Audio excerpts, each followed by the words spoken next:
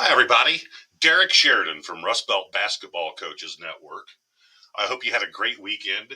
We had some fantastic high school basketball here in Northwest Ohio and in Northern Indiana over the weekend. And we also had some great games at the college level. So I'm sure as you are, I know I'm getting ramped up for March Madness. Had a couple requests over the weekend through our Rust Belt Basketball Coaches Facebook page. And request number one was two of our favorite backdoor sets that we used against extreme pressure. And request number two was a couple sets we used that utilize stagger screening action. So the first set I want to show you is what we called Wildcat. Wildcat was out of our Kokomo family, hence Kokomo Wildcats, a massive, huge high school in Northern Indiana, Memorial Gymnasium. If you're ever in Kokomo, Indiana, find a way, find somebody with connections there to get you inside a Memorial Gym. It is unreal. Anyway, in our Wildcat set, as with all of our Kokomo sets, we lined up two wings wide, stacked up 4 and 5 at the nail hole area. And you can pretty much put these guys anywhere you want. We like this alignment because it made it easier for our wings to get the basketball. So as one's advancing the ball up the floor, if he drives to his right, 3 is going to be the cutter, as within diagram A. If he would drive to his left, then 2 would be the cutter. But all the options and actions are the same. But I always thought it was important to be able to take the basketball to either side of the floor to enter into a set or enter into your offense. So in diagram A, one's going to take the ball to his right, and he's going to get near this strong side pro spot, high elbow extended. And as soon as he changes directions, 3 is gone. We told 3 and 2, whoever's cutting to the opposite wing, you can go through 4 and 5, which we called Utah action, as Coach Majerus ran that stuff a lot. Over the top of it, under it, whatever. But we want him to get the ball here at this wing.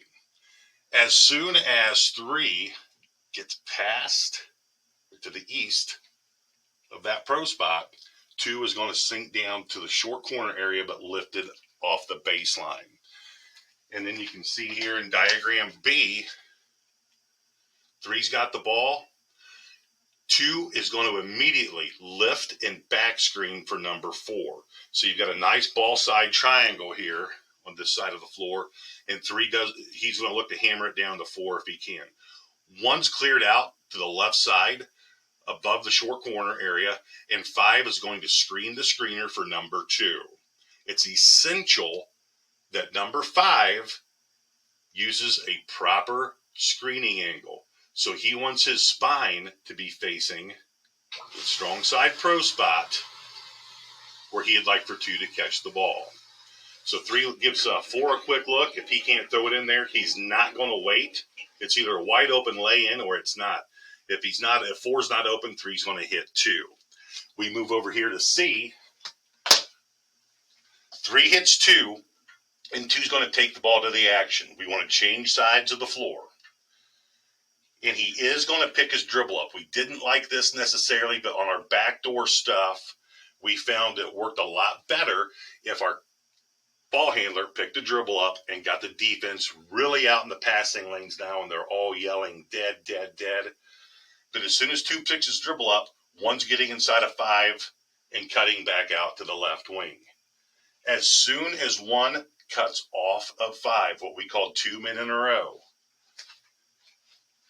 5 lifts as a bailout clause, but 3 is going to take 2 or 3 aggressive steps, showing hands to number 2 calling for the ball, as 4 lifts and back screens for him. 3 comes off that back screen on a mad sprint with his hands up. He's not going to stop, but if he's open for a lay-in, we would automatically, obviously we'd throw it down there to him, but he's going to keep moving. 1 slides down to screen for 3, but as soon as 4 set the back screen for 3, 4's jutting out, showing hands, and cutting back door. and we did get that quite a bit throughout my career. On the PDF, you'll see our bailout clause. If we were not, what we did in our bailout clause, if we were not able to hit the backdoor cutter number 4 there.